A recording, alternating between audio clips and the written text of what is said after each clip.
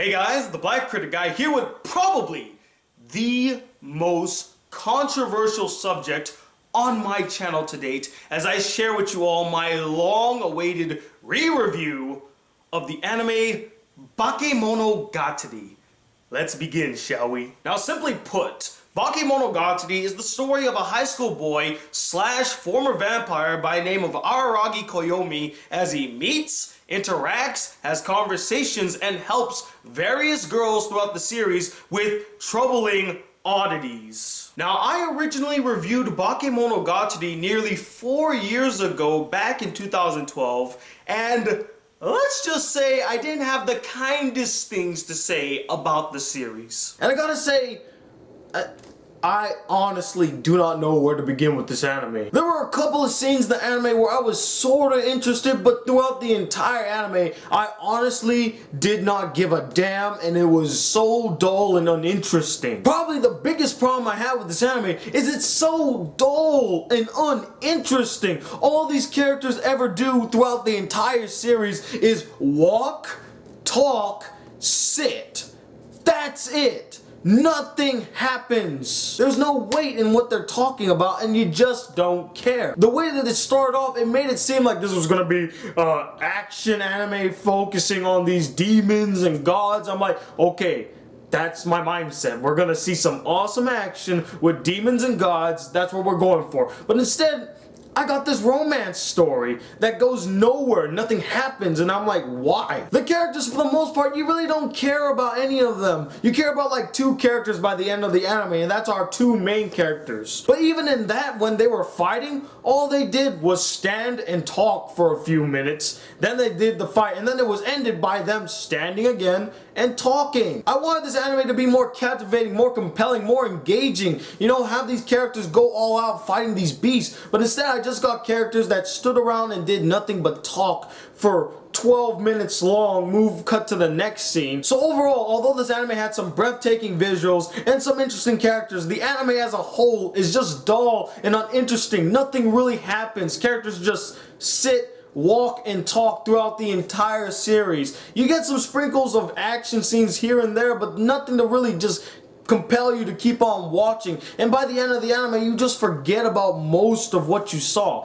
And that's why I'm gonna give this anime, sadly, a 2 out of 5 stars. It's an easily forgettable anime. Ooh, you can still feel the burn coming from that review. Now, I wholeheartedly acknowledge that past review is extremely mediocre in every sense of the word. The points are just not that sound or strong, especially when placed under heavy scrutiny. I mean, you can't just say you hate an anime because there's a lot of walking, talking, and sitting. That is not a valid criticism to an anime. The overall presentation of the review is sloppy and just looks terrible, and the video just hasn't aged well. I mean, look at this like to dislike ratio. My goodness. But to my past self's defense, I went into Bakemonogatari completely blind. As I do with most animes I watch and review. So I had no prior knowledge of the original source material, what its style was like, or even what the style of the anime was going to be. The only thing I knew for certain at that point in time was that it was from the same guy who directed Puella Magi Madoka Magica, which I also watched and reviewed in 2012 and fell in love with. So I was pretty excited to see something that he made before he did Puella Magi Madoka Magica. So I went into Bakemonogatari head first without knowing anything, willing to be pleasantly surprised at what I get. And when I saw the first minute of Bakemonogatari with its fast-paced, energetic, and creative action sequence, I got pretty excited. I thought I was in for another Puella Magi Madoka Magica. I was in for another interesting, thought-provoking action anime. And you cannot possibly fault a man who, again, has never heard of the Monogatari series and has never read any of the books at this point in time to have this expectation or to even jump to this conclusion based solely off of what he saw from the first few minutes of the first episode. This is his introduction to the series as a whole, and when you start your series off with a fast-paced, energetic, creative action sequence, you're going to assume at the very least that there will be some action sprinkled throughout the entire series, and when you barely and rarely get any action in the entire series, it's going to be very upsetting to you, especially since the series started off with such an interesting, fascinating action sequence. And to be fair, as I think back to it now, the real issue wasn't the fact that there wasn't any action in the anime. I feel like that was a misconception because probably I worded it wrong. The real issue is the fact that it's entirely misleading. I mean, seriously, if the show had started off with a dialogue sequence instead of an action sequence, I would have had no expectations that there would be action in this series. I would think it would solely focus on dialogue between characters, but because it started off with an action sequence, I assumed, okay, well, I guess we're gonna get some action, and then barely any action in the series. That's akin to me coming out with a big ass juicy steak in my hand, waving it right in front of your face saying, man, doesn't that just look so delicious? Doesn't it just smell amazing? Don't you just want to have a bite of this juicy ass steak? Well, too bad, you're having spaghetti tonight. I'm putting this away, and maybe if I'm feeling like it, I'll cut off a really thin slice of steak and hand it to you now and again. Maybe I'll give you one every 12 hours. How does that sound? Does that sound really awesome? Okay, cool, that's what you're gonna get. But honestly, that's a moot point as of now. It's in the past, and I know what to expect from the Monogatari series at this point in time, being dialogue centric and dialogue heavy. And when planning Revisit Month, I knew for a fact that I had to give Bakemonogatari a second look. I knew you guys would never let me live it down, and it is probably one of my most controversial reviews. I mean, again, look at that like to dislike ratio. Woo! That is just heartbreaking to see. And so I decided to rewatch it again, and after seeing it again with the knowledge that the series is very dialogue centric, I have to say, it's not as bad as I remembered it. It's not the greatest anime of all time, and yeah, sure, a lot of people say, oh, it's deep and philosophical and it means stuff. I don't see that. I see a pretty solid anime. Now, a lot of the points that I'm going to bring up in this review are also points I brought up in my past review. It's just I didn't put a lot of emphasis on it because I was focused on the fact that there wasn't any action and that it really misled me. But now I can really hone in on all of the great elements of this series. And once again, I gotta give praise to the glorious animation. I mean, this is one of the best looking animes I've ever seen. It has held up tremendously over the years. It looks amazing. In fact, it looks even better than Bakemonogatari, which came out 3 years after it. I love the animation in Bake more than Neko. And that is mostly attributed to the creative team behind Bake being more creative with its visual aesthetic, ranging from animation to live action, stop motion, and some avant-garde stuff that looked pretty neat. Not to mention that they use a lot of bright colors throughout the entire series that just makes the animation pop out frequently. And they use so many different anime styles when trying to show certain scenes, paying homage or even making reference to other anime. A lot of people seem to miss the fact that in my original review, I did speak fondly of some of the dialogue moments in the anime. I thought they were entertaining and quite humorous, or maybe they were just distracted at the fact that I found the anime boring and they're like, oh, you hated the anime, oh, we hate you, we're not gonna hear any of the positive points that you bring up. But yeah, there were a handful of dialogue moments that I did like when I first saw Bakemonogatari. And after rewatching it again, I do feel a bit more positively towards the dialogue. First of all, it's very well written. It has a lot of wit to it. It can be playful at times, it can be humorous at times, but it also can be very deep and emotional, really shining a light on these characters, letting us learn more about them, their woes, their pains, their backstory. It gave us a lot of insight on the characters. And I agree with what many of you said, that the dialogue helped to build chemistry between Araragi and the girls that he talks to. And yeah, I totally agree. I felt a growing bond between Araragi and these girls through the various dialogue scenes that he shared with them. One opinion that also has not changed from my original review were the many nods and references to many animes and anime genres. And I loved how they would poke fun at many of these scenarios and situations and cliches. Like I brought up in my original review of how Araragi points out that, you know, he never was really popular with the girls, and all of a sudden now all these girls are talking to him. It's kind of just weird. I love that they point that out, because that is a huge cliche in typical romantic comedies where the average guy starts getting with all of these hot chicks. I also quite enjoyed the fact that every single girl in this anime, sans Araragi's sisters, had their own special opening theme that accompanied their stories, and each of the songs perfectly represented the character's personality. And speaking of that, let's talk story and characters. Now the story honestly isn't anything special besides the supernatural elements, which honestly isn't really played up that much. Again, it's all about the characters and their interactions, and in that it's basically a story about a guy that helps out various girls and forms a harem for himself. I mean, that's rom-com 101 right there. But I will say that the individual stories, some of them were very interesting and I really enjoyed them, while others were not that great. And finally, the characters. This time around, the characters came off as more likable, more relatable, and more interesting than they were before. Especially when it comes to our main character, Araragi. He's more reliable and selfless, willing to put his life on the line to help others out. And I know what you're gonna say, he was like that in Nekomono too, Tony, come on. But it's all about the execution, and the execution was way better here in Bake than it was in Neko. And his relationships with various girls were more fleshed out. They were convincing and strong. And as I think back to it now, Bakemonogatari is such a pointless, unnecessary, and flawed prequel, as they do a really shit job at making this character really likable and interesting. I mean, in Neko, he's kind of an asshole, he's kind of a dick, he seemed like just this horny teen. In this one, they actually show what happens in Bakemonogatari, but the execution is far better, and his relationship with Hanekawa was way more convincing. I actually felt like they were friends here in Bake more than in Neko, and Neko came before. But if I'm to be perfectly honest with myself, the best thing about Bakemonogatari is not the amazing animation, it's not the well-written dialogue, it's Senjo Gahara.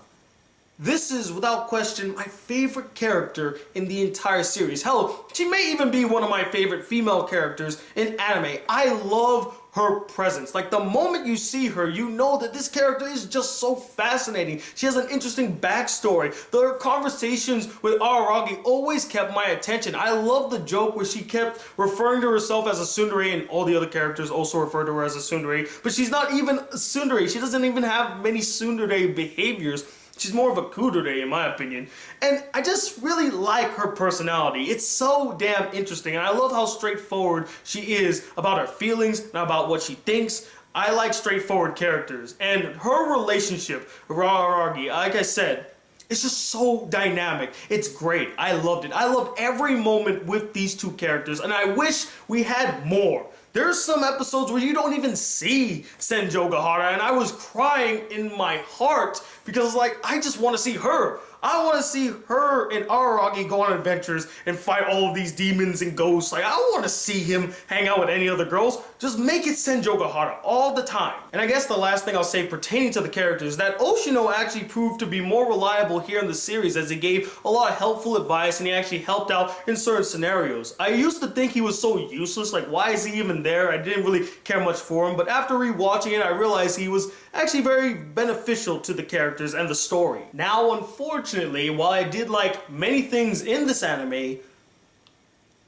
I do have a couple issues with it. And before you pull out your pitchforks, just hear me out, okay? The first issue I had with this anime was, although the dialogue is well written and the animation is great and the stories are well handled, I really found it hard to be fully engaged to what was happening. Some of these stories just weren't all that interesting. I didn't really care. I never felt like there was a lot of weight to some of these situations. Now, some of them were really well handled. I felt like the first and the last story were the strongest stories in Bakemonogatari, but all the rest just kind of came off as filler. They weren't all that necessary. They weren't all that interesting. There were no real stakes. I like having stakes in scenarios like this, and I never felt that. And it can make an anime feel much longer than it actually is. And tying into that first point, though the dialogue isn't that bad, there were some that were quite boring and dragged on for way too long. Especially the story dealing with the snake girl. I didn't like any of her dialogue scenes. And speaking of that, that's my next issue with this anime. That story dealing with the snake girl, I just didn't care for. I felt like out of all the stories, that was the one that was the most useless and could have been easily taken out. And her character is kind of weak as a character too. She's not interesting. She's not fascinating. Her bond with Araragi is also very weak. She could have easily been taken out of the anime. She's superfluous. The visuals utilized in this anime, while still looking really good, did get a bit repetitive at times, which made it really jarring to see. Especially how they would use this whole red screen and black screen motif throughout the entire anime. Like, what is the point of that? I never could get why they kept doing that. I also mentioned that in my original review, how they would go from red screen, then black screen, then red screen again, and black screen. I'm like, why are you doing that? Are you trying to hide something? Is that a transition, or what is that? Because they would have regular transitions without the black and red screen, so I'm like, so why? Why did you put that in there? And the final thing I have to say about Bakemonogatari isn't necessarily a con, because it doesn't detract from the anime. It's more or less a nitpick. You can take it how you want, but I don't see what people are saying about this anime being deep and philosophical and means stuff. I mean, a lot of the elements in this anime are pretty straightforward. Like, a lot of people always point out about how each of the girls are representative of a certain animal. Like, Senjo Kahara is a crab, Mayoi is a snail, you got one girl that's a monkey, you got the snake girl, and then you got Hanekawa, who's a cat, and then one of the sisters is like a bee. And it would make sense if the anime didn't spell it out for you, like their behavior is that of a crab or their behavior is that of a cat. But I mean, it's very blatant. Like, they tell you at the beginning, like, this is the crab, this is the monkey. I'm like, okay, but it kind of detracts from the symbolism. I mean, something that is supposed to be symbolic isn't something that's spelled out for you. You will get hints that this is supposed to be symbolizing something else through the character's behavior or through their personality or their actions. Not because it's spelled out for you. That doesn't make something symbolic.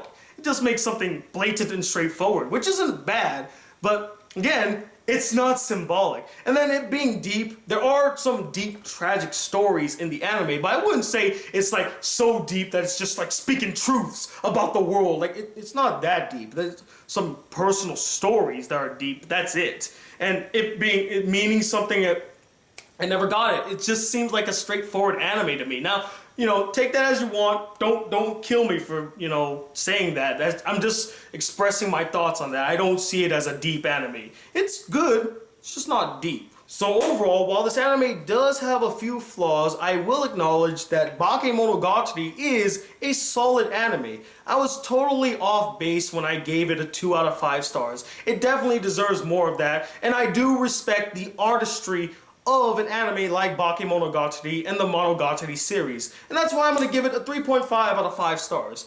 It's an enjoyable anime to a certain degree, at least for me. You know, it could get a bit jarring for some people. You might find it boring, but the elements that are in it are pretty enjoyable, in my opinion. Woo! That was a long-ass review, wasn't it, guys? I apologize for that, but I just had so much to say about Bakemonogatari, a lot to get off my chest, and I finally said it, and we can now move on to bigger and better things. But now it's your turn. Let me know what you guys thought about my review. Did you agree with my points? Did you disagree with it? Did you like this review more? Did you feel like it was more constructive than the original? Or did you like the original more? And let me know what you think about Bakemonogatari and the Monogatari series. Do you absolutely love it and hail it as one of the greatest animes of all time? Or you think it's not really for me, it's decent but nothing great? Let me know what is your favorite installment in the Monogatari series. Comment below, let me know. Stay tuned, I hope to watch and review Oreguru sometime this week, and I got some movie reviews coming your way, some anime reviews as always, so stay tuned for all that. Hopefully I'll be working on some BCG Unplugged videos, really excited for those. And until then, guys, if you'd like to see more videos on this channel and be a part of the Black Critic crew, please hit that subscribe button below, like this video if you really enjoyed it, and I'm Tony Wall II, the Black Critic Guy. Till then, peace YouTube!